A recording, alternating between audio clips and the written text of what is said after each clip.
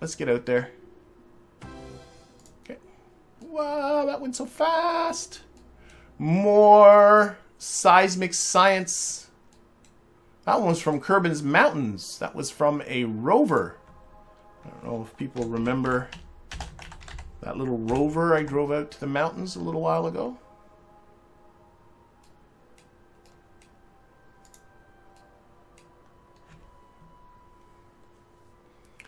All right.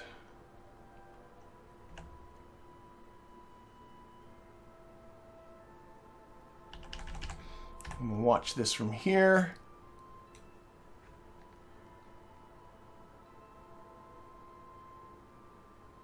3, 2, 1, and go. I really should set the station now as the target.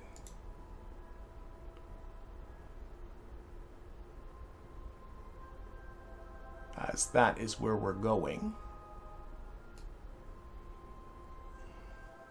Oh, stopped a little bit early, and this time I think it is close enough that I'm just going to put on RCS. Oh my gosh, that was that was a lot more than I thought it was going to be.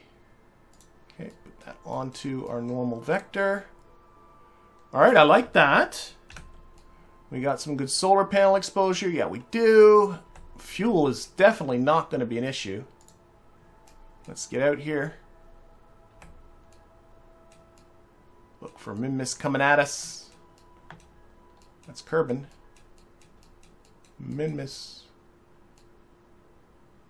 So coming at us from out of the sun. Oh, station contract complete. Okay, yeah, that has to do with a contract to have Kerbals in space for 30 days. I think that's right. I do have some contract completes here. Oh, visual scan of... That's done. You know what? I'm going to deal with that at some other time. Oh, this is saying launch Minmus Station is complete. Maybe that's what it was. I don't know. Either way, we're not at Minmus yet. Site experiment from Minmus Low. I like to see that.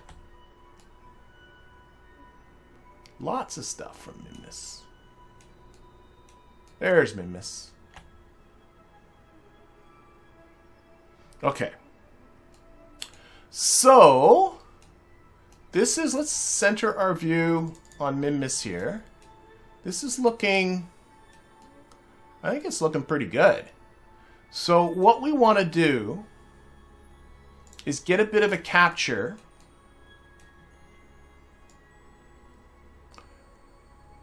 And I didn't do any of the math on this one at all.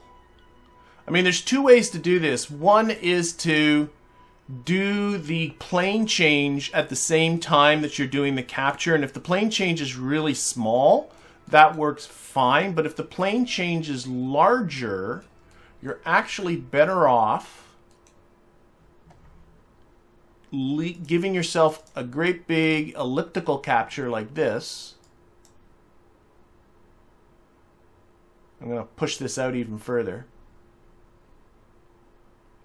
That should be fine. And then making your plane change down here. We have a 59-degree plane change that we have to make. Because the further out you are from the parent body, the cheaper these kind of plane changes are going to be. So, let's put this onto, my normal, okay, I got to fix this. Like so. Just want to get this oriented for solar panels. There we are. Actually, keep that on the radially out. That should be fine. Okay, and this thrust limiter's got to be a heck of a lot better.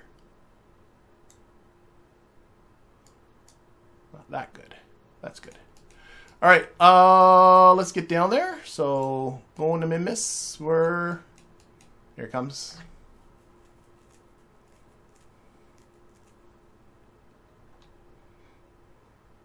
And again, ideally, the best plan, run the X-Man script. The best plan is to time your launch so that you don't have this big plane change, but again, I'm in a hurry. I didn't want to wait. So that's just too bad.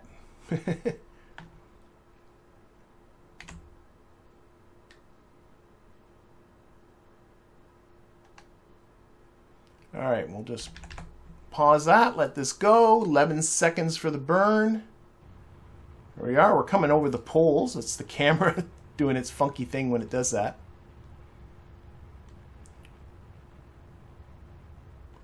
All right, so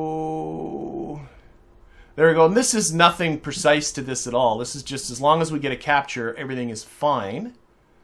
Okay, we check that off. Let's put this back on radially out. That seems to...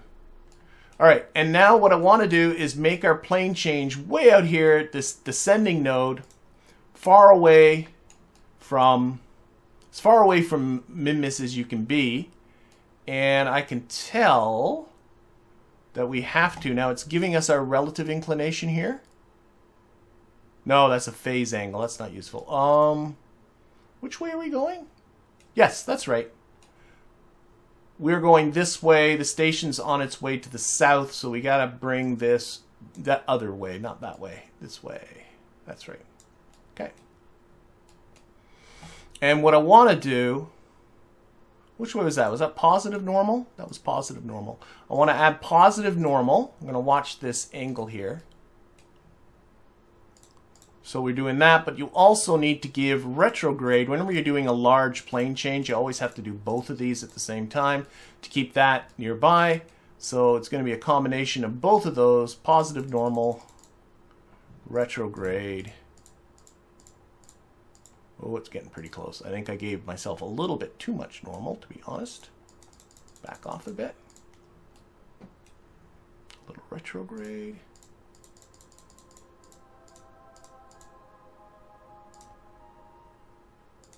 So you want this periapsis to just be touching the orbit. Boy, we're going to come in close for an encounter right away, too. I might just tweak that a little bit while I'm at it. And, oh, my plane, I'm still at a 1.5 meter degree, sorry, 1.5 meter degree, or 1.5 degree difference. That, I can say that. So we'll bring that down. Okay, see, now I gotta give this a little prograde, push this up.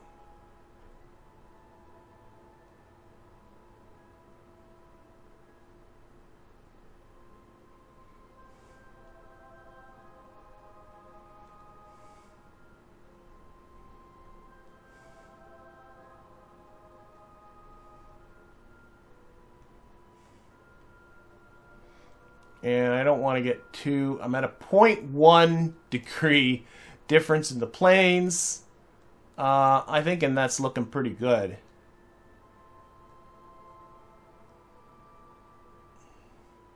And of course, what do? I keep playing with it. But let's... Jeepers. I want to see if I can facilitate an encounter at the same time. But you know what? I think I'm going to stop at that. So 51 meters per second for the plane change. That's not so bad. It is 4-second burn, so I definitely want to increase or decrease this throttle a bit. I do have to watch ignitions. Only 8 ignitions left. And no Kerbals out here to fix engines. Okay, let's run this. Just change our view to free so we can keep an eye on Minmus below us. There we are. Hello, Minmus. Okay, and we're going to run our script to execute this maneuver. So it's a little trickier coming in and rendezvousing with something in a polar orbit, but again, once it's all done, it's worth it because you can just land in any biome that you want. And that, to me, makes the polar orbit station worth the time and the effort. Okay, almost at the burn, 7 seconds.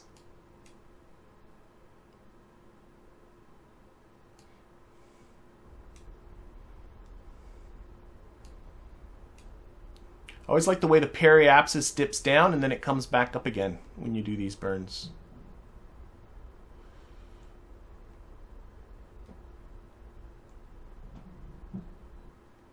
Wow, I'm pleased with that. Okay, let's get rid of this. Now, I'm just looking at... I mean, we're coming within 29 kilometers of the station. I'm just looking, can I actually... We are coming this way, yeah. Can I actually, like, finagle? I'm going to use radial here. That's worse.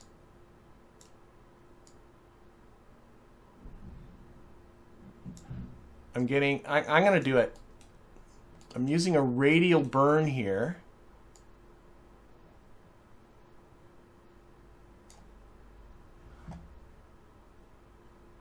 It's not much of a burn.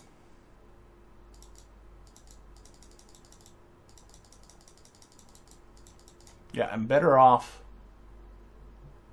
doing this sooner rather than later. Here it comes.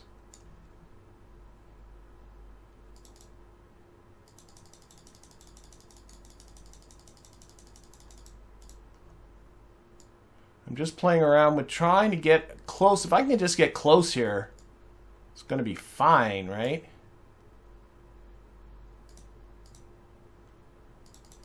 Yeah, I think I had it pretty good here.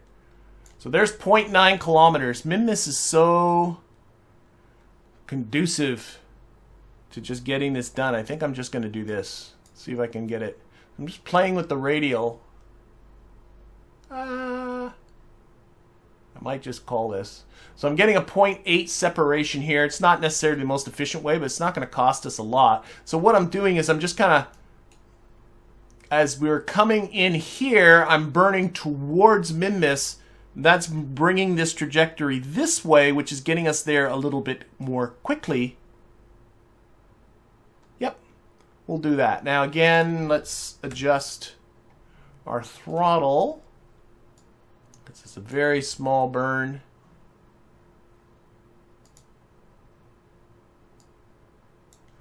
And I know that it does a better job when the burns are a little... Okay, and just radial out again, get us some nice solar panel exposure. Yeah, that's pretty good. Where's Minmus? Hello, Minmus down there. So, again, let's get ourselves to the maneuver. It's an hour and 20 minutes away. And we'll get this docking done. Get her done.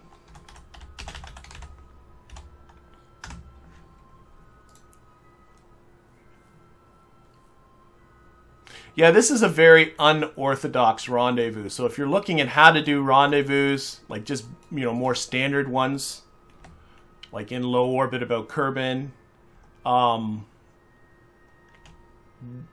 this is not for you, because this is I am making this more complicated than it needs. Well, it's the situation that makes this complicated. The more efficient way to have done this, by the way, is to do a burn when I was at periapsis, to just slightly adjust the period so that the next time around I would end up rendezvousing. But to be honest, I'm lazy and impatient, and I just want to get this done. And if you're around a body that has 0.8 kilometers, we're encounter speed of 53 meters per second, which isn't much. If you're around a body that is got higher gravity than Minmus, then you probably wouldn't want to do this. Fuel efficiency is actually kind of a big deal. But for here, for now, oh my gosh, I'm just trying to orient this for the solar panels and doing a brutal job. Eventually. There we go. Okay, so we are coming to within 772 meters in an hour and 27 minutes. I'm going to do a quick save because I'm going to time warp manually, and I just flat out just don't trust myself. I get sticky, heavy fingers. Okay, 8 minutes, 7 minutes, 5 minutes. Okay, slow. I can see the station there below us. We're falling in quickly.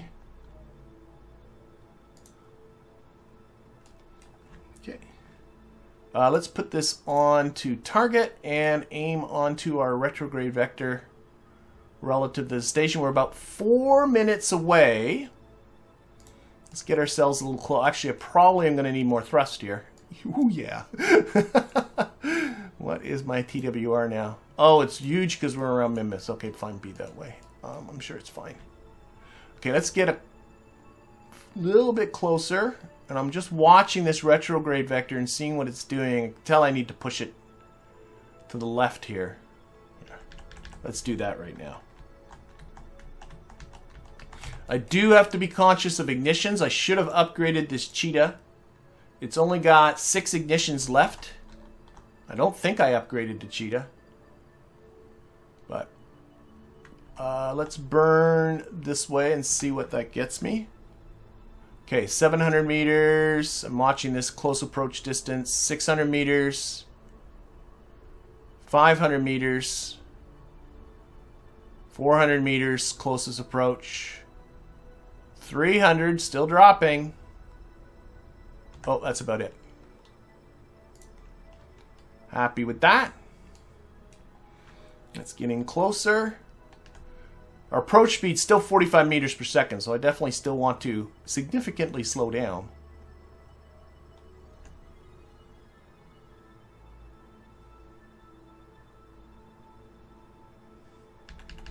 Okay, we're about a minute away now. Let's burn this right onto there, so.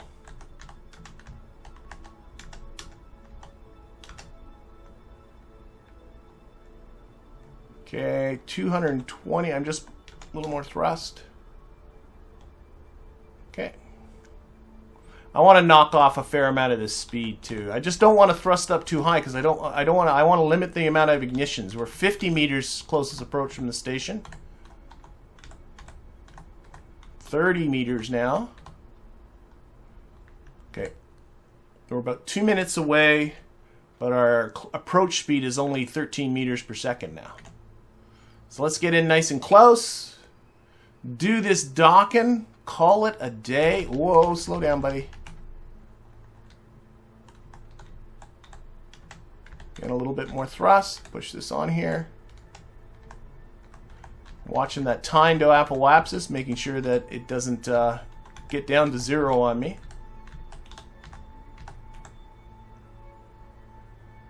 All right. We're down to 0.7 meters per second. The rest of this can be done with RCS.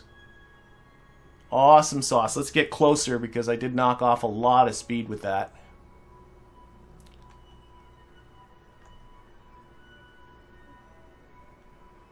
Whoop. Little camera flip.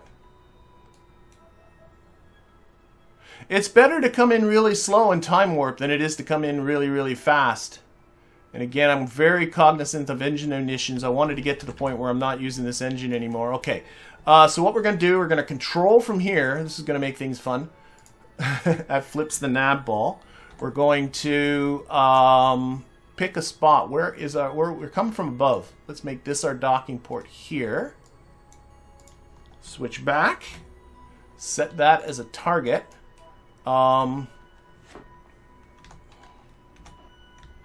Slow down some more. There we go. Okay, and I want to align our docking ports up here with the little red. This is the docking alignment indicator. A beautiful little mod. And we're coming right down on top of said station. Let's shut down this engine. Need it. Okay. And let's again time warp in a little closer. It feels like I'm going away from it. Let's push on down. There we go.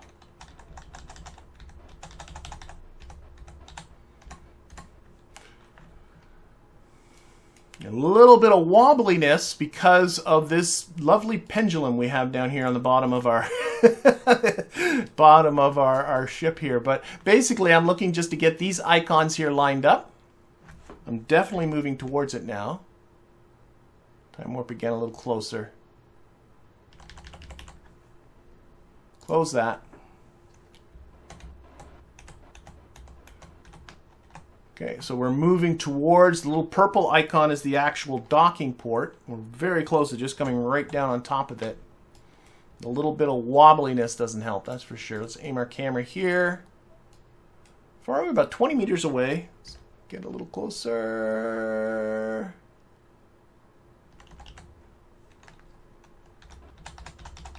Come this way a bit. Don't like the wobblies, but I don't think I really am in a position to be able to control the wobbly stuff that's going on. But this will be the only docking we'll ever have to do with the big tank on the bottom of it and that big engine on the bottom of it. Ah, come on. Coming right on top. You're going to want to dock because you're my friend. And come on. Come on. There we go! Look at that. Nice, nice, nice. Shut down this engine too. Alright, so we got ourselves now a lander.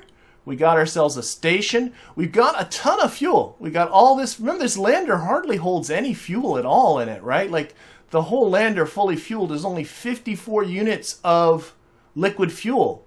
That's this thing fully fueled, and there's 900 units of liquid fuel in here. There's 84 units of liquid fuel in there, another 31 units. So we got so much fuel, we could refuel this lander a few times over